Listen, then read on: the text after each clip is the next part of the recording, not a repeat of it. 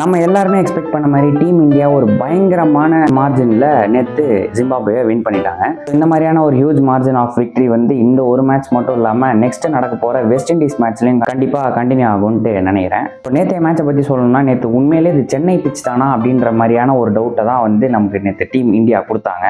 Batting ஆர்டரை பொறுத்த வரைக்கும் சஞ்சு சாம்சன் ஒரு நல்ல ஸ்டார்டிங்கை கொடுத்தாலும் அவரோட ஏர்லி விக்கெட்ஸ் எதுக்காக பட் எனிவே அதுக்கு அடுத்து வந்த Tilak Varma, Ishan Kishan and the hard hitter Hardik Pandya. நீ மனுஷனே இல்ல தெரியுமா? அண்ட் இந்த ஃபார்ம்லாம் விட நேற்று இன்னொரு முக்கியமான ஒரு விஷயம் நடந்தது. ரொம்ப முக்கியமான ஒரு ஓப்பனர் நேற்று வந்து back to form Abhishek Sharma. இது வந்து ரொம்ப நாள் கழிச்சு ஒரு ஆஃப் செஞ்சுரியை வந்து பதிவிட்டார். பேக் டு ஃபார்ம்னு சொல்லியிருக்கோம். ஸோ இந்த ஃபார்ம் வந்து நெக்ஸ்ட் மேட்சஸ்லையும் கண்டினியூ ஆச்சுன்னா டீம் இந்தியாவுக்கு கொஞ்சம் நிறைய ரன்ஸ் எடுத்து கொடுப்பாரு. அண்ட் பவுலிங்கை பொறுத்த வரைக்கும் பார்த்தா சிவம் தூபே அண்ட் வருண் சக்கரவர்த்தி ரெண்டு பேருக்குமே வந்து பவுலிங் ரிதம்ல ஏதோ ஒரு ப்ராப்ளம் இருக்கு.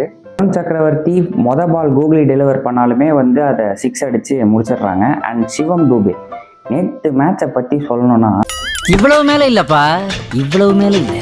257 அடிச்சுமே வந்து இது அந்த அளவுக்கு ஒரு எஃபெக்டிவான ஒரு டிஃபெண்டாக எனக்கு தெரியல. ஸோ நெக்ஸ்ட் மேட்ச் வெஸ்ட் இண்டீஸோட சண்டே நடக்க போகுது. And that will be a do or die match for both of the teams. பார்ப்போம். இப்படியே பேசிக்கிட்டே இருந்தா என்னடா அர்த்தம்? எது பெருசுன்னு அடிச்சு காட்டு.